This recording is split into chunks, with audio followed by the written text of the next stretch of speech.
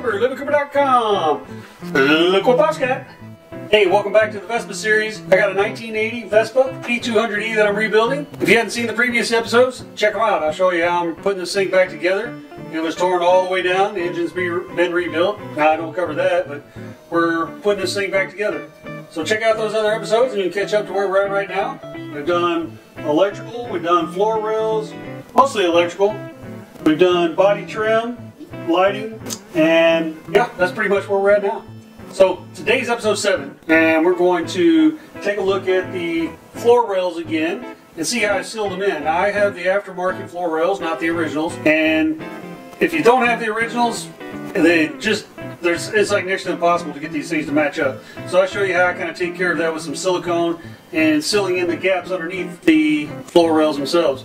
And then I'm going to show you in this episode how I reinforce the rivets that are holding the floor rails in using epoxy. So y'all come on in here and let's take a look and I'll show you how I did it. Alright y'all, let's take a look at these rails. Let me show you what I'm talking about. Let's see how well you guys can see here, but there's a big gap that runs along the insides of these rails where they just don't suck down very well. So this side kind of sucked down pretty good. I just kind of want to seal these edges along here and then kind of get that, I guess, sealed up. And so what I plan to do is take some silicone, some silver metallic silicone caulking. Both sides are kind of the same when it comes to these gaps. You know, I showed you this side over here, the little gaps around those ends where it turns up.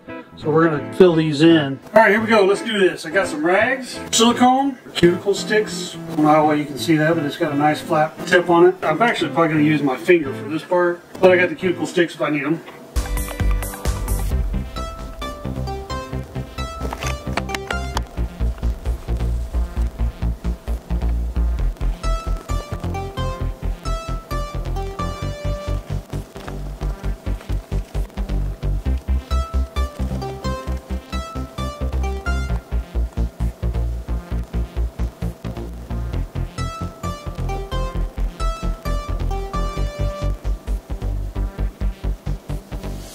Alright y'all, let's take a look at this silicone. I've had it drying for a couple of days and I think I like it. Is it perfect? No, but is it going to do what I want it to do? Yes, and that's basically keep stuff from getting underneath the floor rails. Then we're going to flip this bike over and look at doing the epoxy on the rivets. Okay, so now let's take a look at these rivets here that we got in, and they don't look too bad. But I wish I would have stuck with an 1/8 inch drill bit instead of a 3/16. Right around the edge of that rivet, he kind of goes through. And over here, it's a little bit worse. I just don't like the way those rivets sat in there. So I'm going to put a little light gray epoxy on those and try to make them look a little better.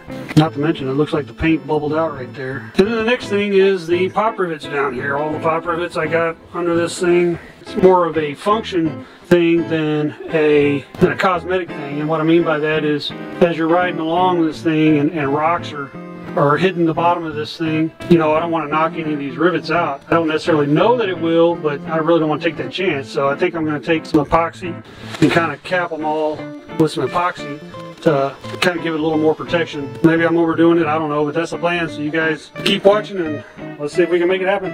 All right y'all, we got the bike turned over. I got it secured with a ratchet strap here on the table so it won't fall over. And I'm going to epoxy all these rivets on the bottom, and to do that I'm going to use this JD weld, and it takes 4 to 6 hours to cure. And to kind of prep for it, I know it's a painted surface, I know that. That's the whole point though, is really just covering the rivets, okay? I already have cleaned all the rivets with some mineral spirits. Now I'm going to kind of go back over with some denatured alcohol, so kind of clean it, get the mineral spirits off of it, because the mineral spirits is also what you use to clean up the epoxy, so it's not going to stick as well. So I want to make sure that I get the denatured alcohol on there real good.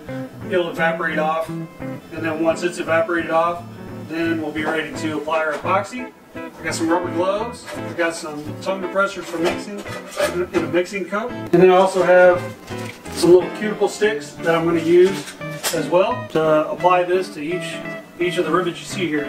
Now I got this Loctite, this is a light gray epoxy that I'm going to use on the rivets down here on the bottom. We'll talk about that more when we get there. Right now, let's get this done. Drop them on in and let's see how I do it.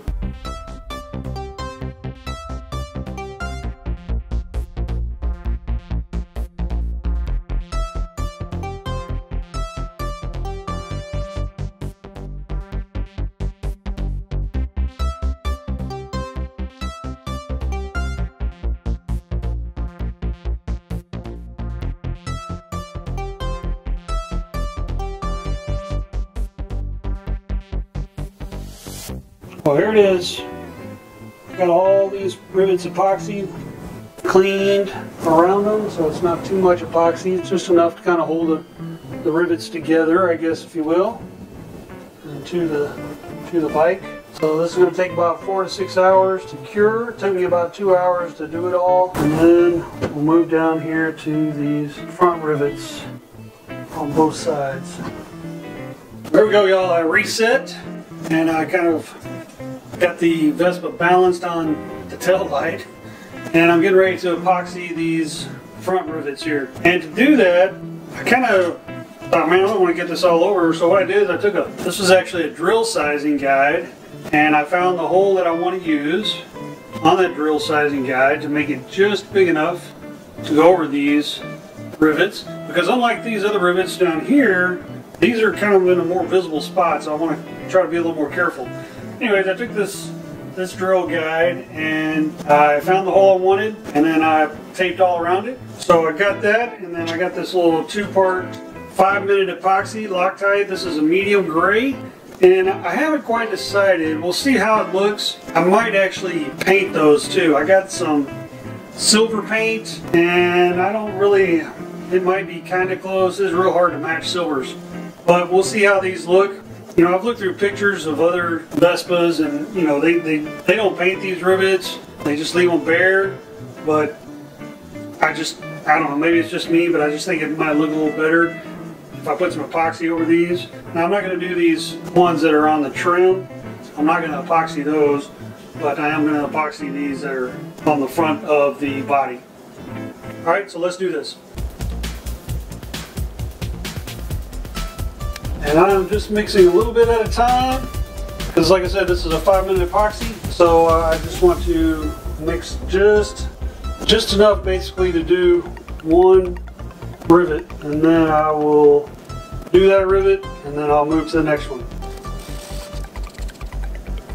Okay, well, that didn't work out the way I anticipated, because it's not enough epoxy. I did not mix up enough epoxy to fill a hole. So, got a little rag with some mineral spirits on it to help clean this stuff up. Okay, I got that mostly cleaned up. I'll try it again, but this time I guess I need to mix a little more. Alright, here we go. Take 2. That was so close. Well, I think I'm going to go with that like that. It's not too bad. See if I got some time to get these other two, at least one of them done. It looks like I might have to mix a little more to get this one. I may have dried too fast to get this one done, this last one done. Oh, yeah. I messed up. Alright, y'all, my battery's about to die on my camera. So there you have it. I basically got these epoxied in the way I want them, and I think I might paint them. When they set. I don't know. I'll wait and put the bike together and see how it looks when the bike's together. See if we want to go that route or not. Alright, keep watching. We'll move on to the next thing.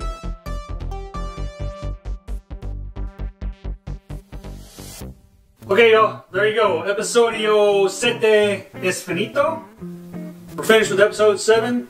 In this episode, we epoxied all the rivets. And then we also siliconed underneath the floor rails. Got all that squared away. So that is episode Sette. Episodio Sette. So keep an eye out for episodio 8 or episode 8. In that episode, I plan on running the control cables. That's the clutch, the shifter, the throttle, the choke. Running all the control cables, as well as installing the floor brake in this thing. So that's the plan for episode 8. Not sure when that'll get put out. Hopefully sooner rather than later. We'll find out. So thanks again for watching. Stopping by, checking out our video. We appreciate the views. Hopefully this helped you if you're doing the Vespa Rebuild thing. This is a 1980 Vespa P200E. If you haven't seen the previous 6 episodes, check them out. I'll walk you basically through from the beginning all the way up to this point the way I'm doing it. So take a look at those videos, kind of catch you up to speed, and then we're going to move forward from here. Once again, I appreciate you stopping by. If you like my video, you can give me a thumbs up. If you didn't like it, well, you can give me a thumbs down. That's fine too. Either way, leave some comments. Good, bad, and different comments. Maybe some constructive criticisms, things that we can do better to make our videos and channel better. And maybe some tips, tricks, experiences that you've had rebuilding Vespas or scooters or the like. For other people that are watching this video, looking for this kind of content, they might appreciate some help in that area as well. Maybe leave us some ideas of other things you'd like to see or something you'd like for me to cover that I haven't covered so far in the Vespa videos. Check out our social media at LivingCooper on Instagram, Pinterest, and Twitter. And check out our blog over at LivingCooper.com. Thanks again. Please consider subscribing. Check out our other videos. And we'll see you guys next time. Keep watching.